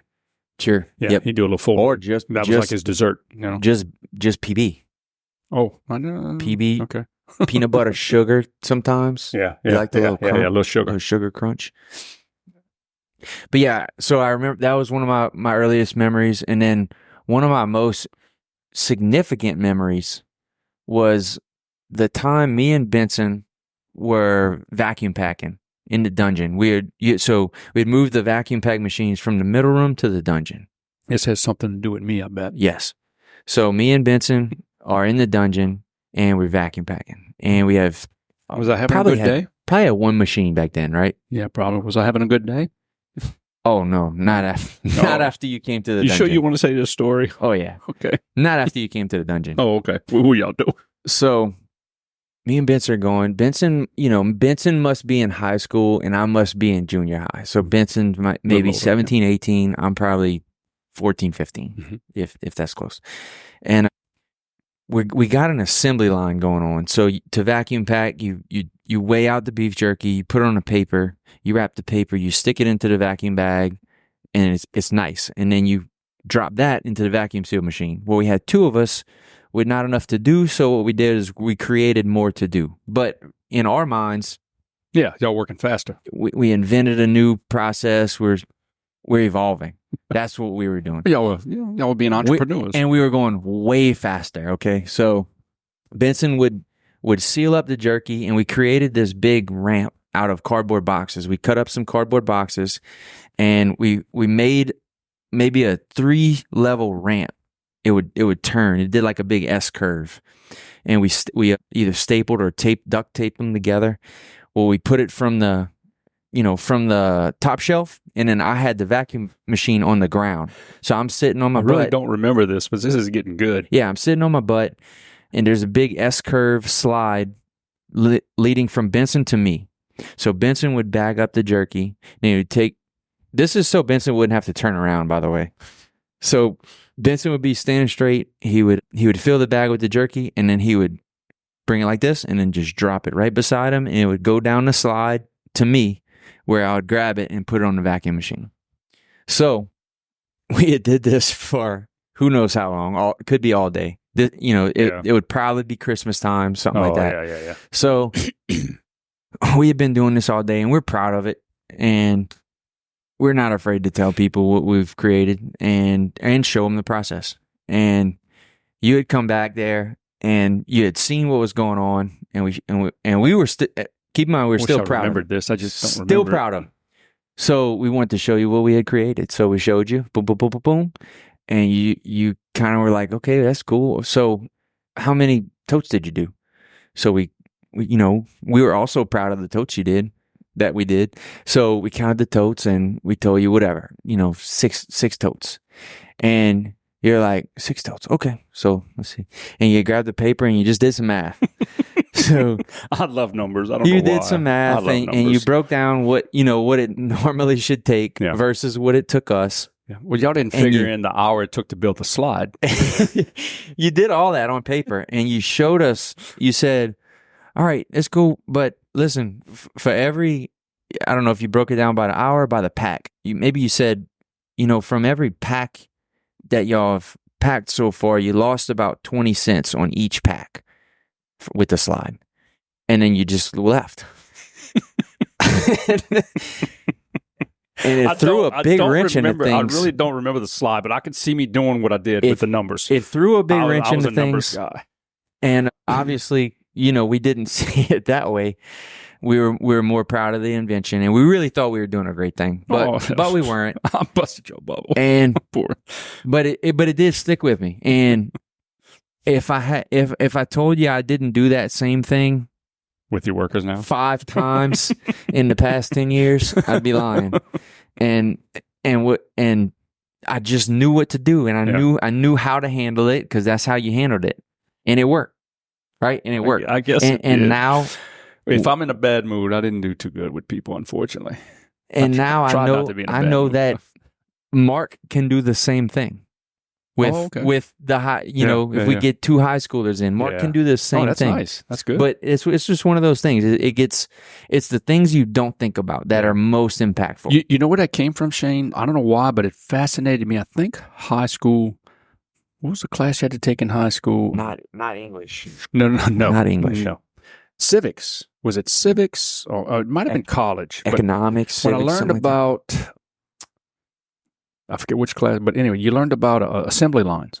Okay. And the efficiency of them. That fascinated me. And I was a numbers. I love numbers. I was very good with numbers, very fast. I mean, I didn't use a calculator in here for years. I did tax everything in my head, whether it was 2% was real easy, but when it started going to 2 1/4 and 3 1/4, 3 1/2, 3 3/4, stuff like that, it would take me an extra second or so to figure it out. But I did in my head all those years up until we got these dumb me up, these scales and all, which is nice. Don't get me wrong, but yeah, I'd figure tax in my head. And in fact, my CPA always said I would race with him sometimes with numbers, and I'd beat him every time. If he had a calculator and I did it in my head, I'd beat him every time with big numbers and percentages and stuff. But it's just something that I was good at and I liked. I liked numbers and I liked just playing with them and but I liked efficiency. I like even in my life, I always try to be efficient whatever I did.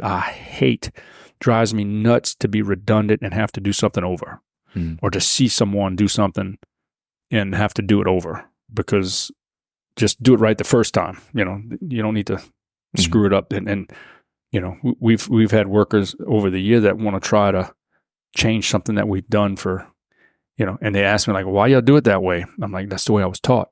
But that wasn't a good enough answer for them. They wanted to do it their own way, which was slower, not nearly as efficient, and just not the way I wanted it. And it would aggravate the fool out of me. Mm-hmm. Yep. I mean, that's how we operate today. The kind of the way we taught the guys is here's the way we had to learn it, because we wanted to be just like Uncle Donald. We wanted to be just like Papa. We did it the same way. We sharpened the knife the same. We sharpened the knife with the steel facing up, like this. Yeah. We don't put it down and do like this. Yeah. Why? Because they didn't. The way that's why. Did it. Yeah, that's the only way. That's the way I learned. Can you do it? Can you do it like that and get it sharper than I can? Probably not. But hey, if you're here for 5 years, 10 years, and you prove yourself that you can sharpen it the way I taught you. Yeah.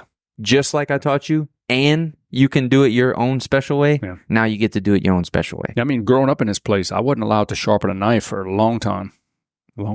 Yeah. Yeah. Because, I mean, they're expensive and you can grind on them and it costs some money. And then when I was able to sharpen. Did I look? Yeah, when I was able to sharpen a knife on my own, it was the oldest one out there. Right. I wasn't allowed to touch it. And we still, we still do that because it's the idea of, it's not about the knife being sharpened. It's about, can you learn? Yeah. Are you a learner? Yeah. Can you listen? Can you just pay attention? Yeah. The details. We still do it that way. And then we have no problem recognizing when, hey, you do it just like I do. Yeah. It's as sharp as I can get it. Yep. Now come up with your own special way to do it. Mm-hmm. But when the new guy comes, you're going to teach him the way Mr. Cleve sharpened a knife, because that's what we want. That's what we want it to look like. It's not just about the function of the knife. It's about I want to be able to imagine what the person across the counter sees. And to me, the coolest thing to look at is a butcher with the handle and going and like this. That's what looks the coolest. Yeah, never thought about this crap. When you put the tip of the stone on the table and you know, like a chef might. Yeah, it's funny. That chef's kind of that's how to do it. Yeah, I never thought about it, but yeah, I guess. If nothing else other than it doesn't look cool, then we're sticking with that until you can do it this way. Yeah. Yeah, never thought about that at all. So, all right, back to kind of getting to where Bo's coming into the picture. Okay. Yeah, so I purposely would kind of just not show up. You know, I didn't do it often, but I did it, especially towards the end, the last few months. I was kind of doing it regular, Yeah. But he passed the test. And Bo got started with the website. I don't necessarily know what year that kind of stuff started. Was that still here? I believe so, yeah. Okay. He would maybe know. I don't know. And how did things change for that transition? That had to be right towards the end, Shane. I'm not sure if we had not the online, but the changeover sort of. Oh, between me and him? Yes. I don't know if I did it right, but I did it. Right. I pretty much did like my dad, kind of, honestly, in the end. Now, granted, he didn't give me breaks like I gave Bo, like not showing up. That kind of prepares you a little bit of me not being here. So I did give him that, but yeah, when papers were done and it was time for me not to show up, I didn't show up. Kind of like, here you go. Yeah. I never heard him complain. Yeah. Well, to my knowledge, and look, I know it wasn't easy because I went through it too. I did the same, but I did have a brother to go through it with. Right. When did you come in? Were you there then? Not yet, huh? Yeah. You were working before? Yeah, you were still here. Okay. All right. I wasn't sure if you had come in yet or it was after. You were still here. From what I remember, Bo was more than capable, for long before that. Yeah. You know. I didn't want him to do this. And I told him, and he'll affirm this. I told him, I said, look, Bo, this place makes plenty of money. I mean, it's you're going to do well here. I said, but if you do it for the money, it won't make it. It will not make it. Mm-hmm. It won't make the next generation. And you have to love, and I loved what I did. I mean, I loved what I did. I was hoping that he would love it as much as I did. Mm-hmm. So, yeah, and I've been very, very pleased to see that he definitely has the work ethic and he definitely loves it. Every bit as much as I did, I think. So, yeah, I've been proud and very, very just fulfilled, I guess, seeing that happen, really. For sure. Me personally. It's a different animal in here. It is. It's gotten to be because, and I knew it would be, and that's why I got out the way. Because with Bo here, even, about last couple of years, we'd added on that little addition with the boudin burritos, which was a great little thing. But we had to hire more workers, and that's what my issue was. I kept it small. I don't know how the customers like it, but I mean, when I got to where I just couldn't keep up, and look, we worked hard. All my workers, they worked hard, worked long hours, and worked fast as we could. And when we got to where we just couldn't keep up anymore, and we just had enough, I went up on prices. In business school, you take some economics classes, supply and demand. So I figured, you know what, I need to go up. And when I did go up on prices, I tried to pass it on to my workers. I'd give them a raise also. So, and that's just kind of how I did things.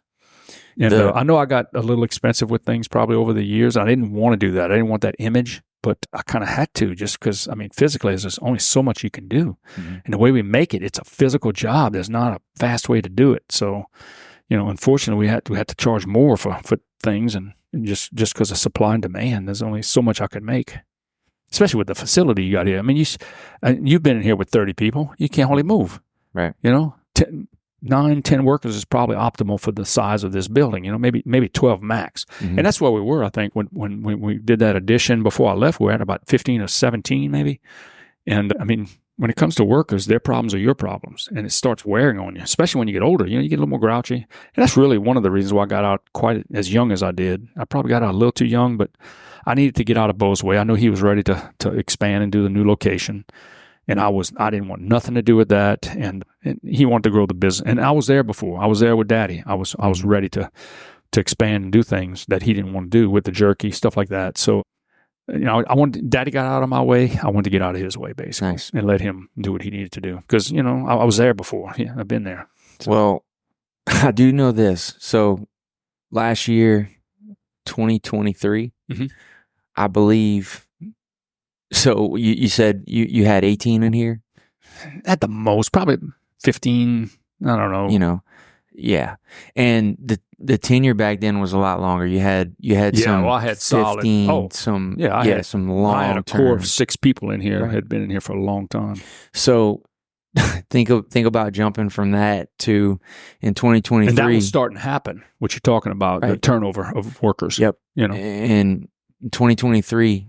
Between both locations we had, and that was our first year with the new market opening up in March. So between both locations, I think we had 120 W-2s. And that's an astronaut. And that's what I say by it's a different animal. And it forces you into places that you don't understand where you're going. Yeah, I can see. When it's fun to run the meat market. That's not fun. A meat market. That's not fun. It's not a meat market anymore. It's a people market. Exactly. It's people, and that's the hardest part. That's the hardest part. Part. And there's the hard thing about it is we know how to do all the meat stuff from you guys. Like you wrote the book on it, and we can follow it to the T. That's the easy part. We can mimic it, but there's no one to tell us. There's no one to tell us what to do with 50 people. Yeah. With 100 people. Yeah. So it's a lot of logistics and it's a lot of just trying. We're just trying, and we're just taking the best ideas we have. Well, Bo, no doubt about it. He's a totally different owner from me as far as his skills, his leadership skills and all. But to take it where you're at now, I don't have those skills. Bo does. But there's no doubt in my mind Bo has the skills to be where you're at. Well, and we're totally different owners, totally different philosophies and all, but to be where you're at now, right?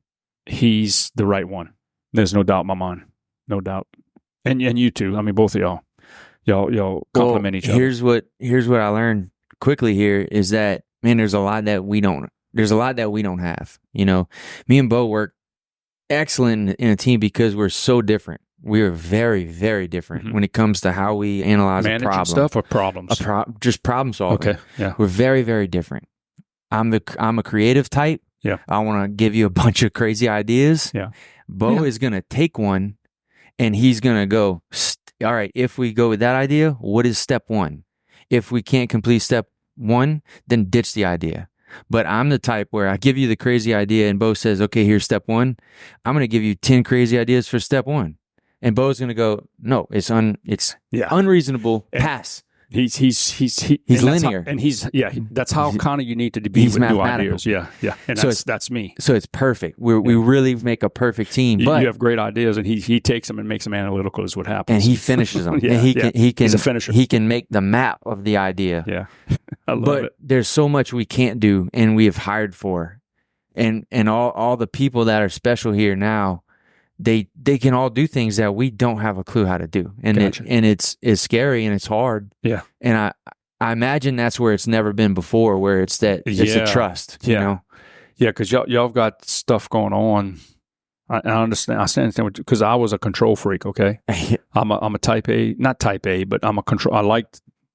I'm a control freak, I guess. Right. I'm a what you call that a control freak. I like to be in control, and if you're doing something like I know some of your workers do stuff that y'all I have an idea several of them who you're talking about, and I understand that.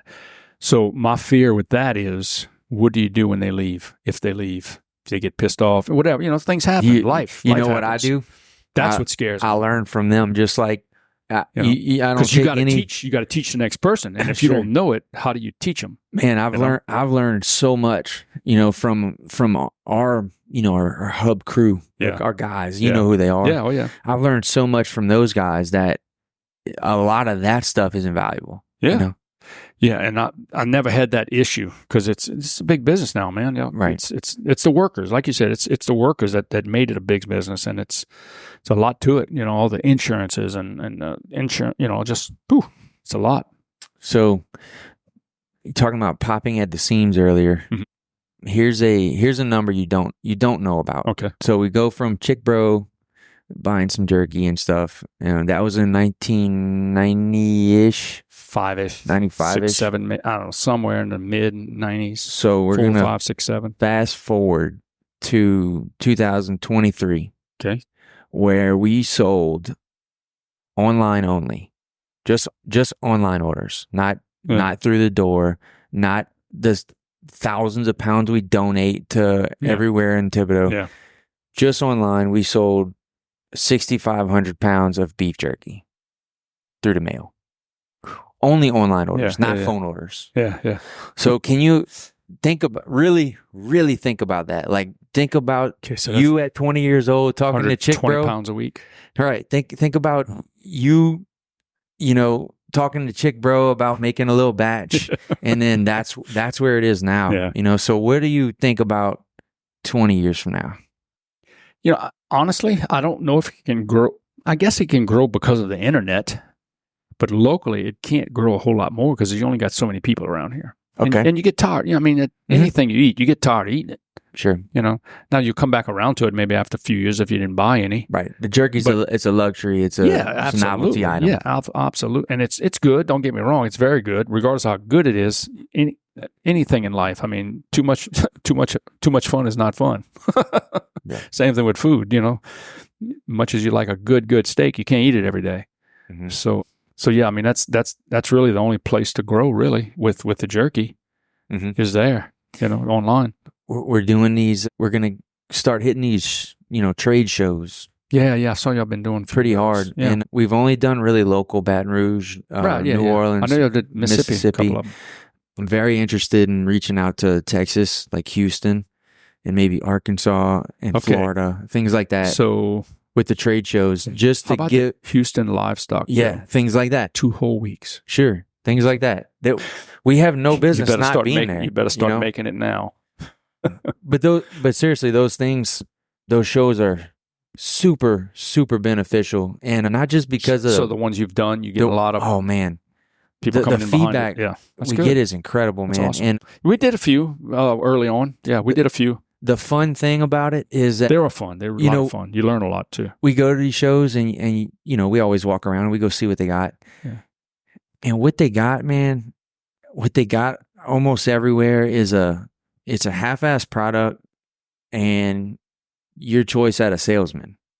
And with our stuff, you don't need to be a salesman. No, you don't. You hand them a piece of the stuff we make, and you shut your mouth. That's all. And it that's takes. It. That's probably, honestly, Shane, when you asked me when I knew it was going to be a hit, was the first New Orleans boat show we did. And you see people that never seen you before, and they taste it, and their eyes light up. Yeah, or they turn around. It is something to see. They grab it and they start walking away. They put it in their mouth. They take about 4 or 5 steps, and you've seen it. I know you've many times. They stop, then they turn around. Then they look up at the sign, and their eyes start doing kind of sort of like a slot machine. You know, them slots when they spin, the eyes start kind of spinning. Real. It's something to see. And that's not just a few of them do that.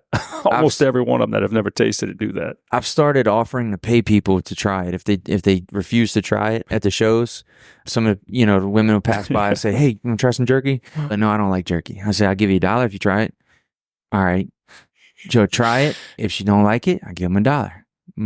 90% of the time, she's gonna give me some money after because she's gonna buy a few packs. I'll be dang, that's hilarious. But yeah, that's probably when I realized it was really special. It was and that's why they're fun. Is because, like I said, when people eat something good, they smile. It makes them happy, and that's where you really see it. And you don't have to be you're not slick about it. You don't feel like you're selling. No, you're not selling. You feel like you're sharing. Yeah, I'm the last salesman you ever want selling for you. I can promise you that. I'm not a salesman bone in my body. But when you got something good, that's genuinely good, and you believe in it, you you get to share it with people. You don't have to push it, you know, and that, man, it feels good. It does. It's really awesome to have that. Those trade shows, that's the beauty of those things. You really get to see the fruits of your benefit, the benefits of your fruits, works of labor and all, you know. So that's pretty cool. So what did you think about a fifth generation?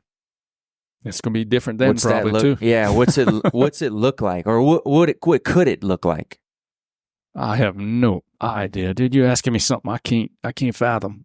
But you'd want a lot. But you'd want it. Oh, absolutely. But I don't see where it needs to change a lot. Honestly, you know, I mean, when it comes to, the bottom line, the I guess the reason why you're in business, the one of the main reasons, is to make money. You know, you want to make a good living, and I mean, how much do you, as far as money wise, if you're going to do this, how much do you need?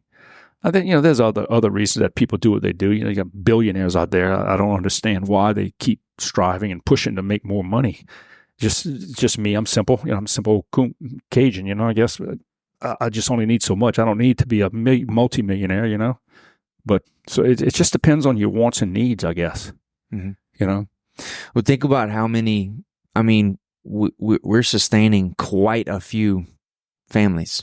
Yeah. You know, very well. I took that serious too. That's a serious thing. That is, and that's something to be proud of, you know. Yeah, I never was proud of it, but I took it very serious. I always made sure that they were paid first before I ever got paid, you know, because I mean, we had some first few years in here. It was, you know, it was a very small business. Me and John took over. I mean, Daddy's last year in business was he did about $220,000 in sales. Mm-hmm. So I don't know if you knew that, but yeah, do the math. Yeah. But in about 10 years' time, and probably because of the jerky, we did tenfold on that in 10 years. I was proud of that. Same four walls too, you know. So what did that feel like? I took a lot of pride in that, you know, but it was was it a motivator hard to go harder, or was it we did it? I just wanted to be successful, and I wanted Daddy to be proud of me, you know. Mm-hmm. But I mean, granted, a few years when we shut down the Slaughterhouse and started doing jerky full time in there, I can remember Daddy coming in. When you take it out in the afternoon, we take it out in the back, you know, take it off the sticks. Daddy would look at that, and he was retired, you know. He'd just shake his head. I'm like, "What, Daddy?" And he'd say, "Man, I just can't believe y'all sell that much of that burnt meat." And he'd walk away. That's so good. I can't believe y'all sell that much of that. That's what he called it. They should put y'all in jail. Yeah, that's what he said a lot. Yeah, he'd probably say that too. But yeah, he probably wished he wouldn't have told. He wished he'd have started making it earlier. Probably. maybe not. I don't. I think he was done. You know, when he got out, he was ready. He didn't need any more. And he was like me. You know, he kind of simple, like do a little fishing and, you know, simple life. Don't need a whole lot. We've probably got hours upon hours we can talk about different topics, and probably next time we'll go into more of the sportsman side of things. That you know, I'm very interested in that. Yeah. And that's a good idea. I've learned a lot from you, you know, since I was a kid, and that'd be a great next topic. Yeah, absolutely. For next time. Yeah. But let's say to close off this, if there's some family businesses out there that are in the second generation, what should be going through their heads, whether it's the departing generation or the taking over generation? Well, the departing needs to make darn sure that the next generation is not doing it for the money. They got to love what they're doing. I don't care if you're a janitor or a bus driver, whatever it is. If you don't love what you do, you're not going to be successful at it. I'm convinced. If you're just doing it for a paycheck and a job, it's not going to make the next generation. Yeah, and that's the problem with generational businesses a lot of times. So the first generation, they love it, they work hard at it, and they build it, okay? Then what happens on the next generation, they just don't love it, and they just milk it kind of. They're there, and they're doing it for the money. Mm-hmm. And then by the time it gets to that third generation, they haven't learned to love it from their parents. So, and that's not always the case, but a lot of times I think if you research it, I would be surprised if it's any other way. But I think that's one of the issues is they're kind of milking it for the money. You know, if you don't love what you do, find something else to do. That's my best advice. And be straight up with your kid. If you got a kid coming into your business, and let them know, Yeah, if you're successful, you have, making good money. Yeah, that's good and that's wonderful. But if you do it for that, I'm convinced that most businesses just ain't going to make it. And they may make it, but it won't thrive. I don't think. Mm-hmm. I'd like to get. So I kind of started making a list of future interviews. Mm-hmm. I got a big list. I probably have 45 people on this list. Oh, that's awesome. Good. And it's all people that I really think would be interested in it. I think they would say yes. Yeah. It's all people I'm very interested in hearing from. Mm-hmm. It's all people that I really believe they love what they do. Whatever their thing is, I think they love what they do. I love that. Yeah. And the most important part is they're all customers. Oh, cool. So I think that'll be really cool, is to kind of keep this as a thing. All of these people, general public might not realize that they are our customers, that whether they're a regular customer, they're a once a year, we know them, we have a relationship with them because of this place. And and that's kind of why we, that's the miracles in meat, and that's what it is. And I heard a quote from, I think a guy came in here after Papa passed, and I was at the register, and he said, sorry to hear about your Papa. He said, that man, that man can make a friend with a rattlesnake. And I never forgot about that, but a friend with a rattlesnake. It's true. That says a lot about a person. It's really true. Yeah. And that's how a lot of people like that. It's how he treated people. You watch him interact with customers at the counter, and I'll watch you do the same. And it's this place, because you're interacting with people. People don't interact with people anymore. I mean, even like when you go to Walmart, you got a machine. You don't even have a checkout person, or a lot of these big box stores. I think that's important, that interaction. I think, hopefully we come full circle with that at some point, and it comes back around where you have someone to talk to when you check out somewhere, Yeah, it's fun, man. And I truly believe that. Yeah, Daddy liked conversation. He liked, and that older generation, man, that's all they had. Think about storytelling, man. Storytelling. They didn't have radios hardly when not until probably he was a teenager, maybe a little before that. They probably, maybe as a young kid, they might have had radio, and I don't know if he had it. Mm-hmm. But their first saw, I don't know if you knew that, their first saw, they'd take their Model T, and they'd jack it up, take the wheel off, and they put a belt on it and hook it to the saw. Mm-hmm. That's what they use, a Model T to run the saw. So that was their first electric or whatever, or powered saw, I guess you could say. Yeah. I was telling somebody the other day, I kind of forgot that. I thought that was interesting. But look, Daddy slaughtered on people don't realize how far we've come with slaughtering and just meat and sanitation, I guess. I mean, they were slaughtering on dirt floors until probably mid-50s. And whenever he built this place, I think mid-50s, early 50s. Mm-hmm. Before that, they were back there still slaughtering on dirt floors and throwing a bunch of sawdust down. And I'm sure there were still some places doing it after he quit, Yeah. But so that's, 75 years ago? I mean, yeah, for young people, that's a long time. But for me, I mean, I was maybe 10, 15 years from that. Mm-hmm. When I came into remembering and actually helping. It sucks that our previous generations, they did what they had to do, and it seems like it's getting to where we do what we're allowed to do. Well, yeah, it's getting more and more of that. Doesn't that suck? Yeah, I mean, laws. It's a shame they never.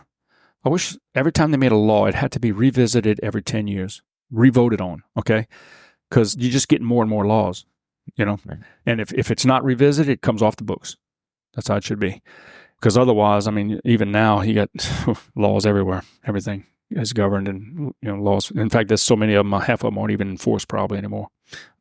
So, the customer interactions on the counter, and the storytelling, and the checking in, and the asking, what you cooking, the little things like that. Yeah. I believe that that's why you loved what you did, is because there is that aspect. Whereas if you have a company and you're behind a computer and you're only interested in the sale number. Yeah, that would not interest me at all. You don't get that. You don't get that personal connection with anyone. Yeah, that was my favorite thing here. Right, waiting on customers. Yeah, by far the thing I loved most was waiting on a customer and having to cut meat for them. I loved cutting meat on a saw, whatever, steaks. Get them ground. I loved waiting on people, but I loved waiting on a period. But when I had to cut something, I liked to try and make it pretty as I could, and do a really good job. That perfectionist in me, when it came to that, would really come out. Right. You get to put the little spin on it. You get to put your stamp. Yeah, your exactly. Personal. Yep. This is how I do it. Yep. And people appreciate it too. They do. They realize it. You don't have to tell them. They realize really it. They cool, see man. it. Yeah, they see it. I love interacting with the kids. I like grabbing a kid and asking them if they want to go check out the cooler, or go look at the smoker, and stuff like that. That's Sometimes awesome. I give them a fresh green onion to chew on, and they'll just grab it and eat it. So you don't do them like that. You don't do like Daddy does, then, huh? Wrap them up in a cowhide?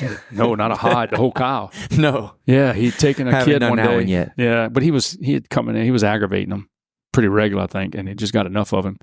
And before they split the animal, they had just finished skinning it. Him and Cleve, they took him, put him inside the cavity of the animal, and they closed the ribs up on him. Wouldn't let him out. Freshly killed. There's not a lot of blood, thank goodness, but I'm sure it was wet and sticky, and You learned a good lesson that day. Smelled just like a dead cow coming out of there. Learned a good lesson. I don't know if he ever came back. Nope. I was probably a kid when they did that. They had some stories, them too. Oh my goodness. Well, all right. That's an awesome few hours we hit, and we got many more. So we'll do. Yeah, this was fun. Shane. I enjoyed it. We'll do some more. Plenty more stories. Yeah, we just touched the surface of some of the stuff. I'd love to get some of the siblings. Yeah, that'd be fun. That would be fun because, like I said, their memories are going to be different from mine. They're going to remember different stuff. Yeah. John's going to have different memories of stuff with Super Kite and all. Yeah, and this is something that I wish. Before I leave, I just want to remind you: 30 foot. That's my advice. Take it or leave it. No more, no less. Yeah, I'd like to say we've been doing this for 10 years by now, because that's probably how long we've been thinking about doing it. Mm-hmm. And the podcast? We've got hours of conversation, good conversation recorded in the office. Just, maybe me, Bo, Phil, Brody. Cool. We do this often, man. We go down these deep conversations, and I've always said, I want some of that. I've always said, man, if some of these startups or even, whatever, 50-year businesses, if they could hear some of these conversations, who knows? Yeah. Who knows what little kick it might give them? Yeah, and I really believe in that. So that's what this is for. It's for anyone, and it's also for us to just put on our bookshelf, for the kids, for the grandkids and all. Yep. You don't get to pick people's brain after they're gone, but it's true. This is the least we can do. And they'll enjoy this one day, hopefully. I think it can make someone happy. Yeah. Well, all right. All righty, brother. Thank you so much. Bye, Shane. All right, that's it for this episode of the Miracles of Meat podcast. We ask that you share it with at least one person in your life that you think needs to hear it. If you got a little something from it, you got some little goose pimples, or it just gave you some feel goods, send it to someone else. Let them feel that too. And if you loved it, please leave us a 5-star review. That'll really help out. And if you only loved it like 4 stars worth of, please do not leave a review. Same thing with the 1 through 3. Not interested in any of those, only 5 stars. If you have any personal questions or comments about the episode, shoot them over to Bourgeois Meat Market on Facebook or Instagram, and we'll reach back out. And if you have any ideas for any cool future guests, please shoot those over too. We're always interested in hearing who else is out there and what kind of cool stories we might be able to bring into this place. See you next time. Thanks for listening.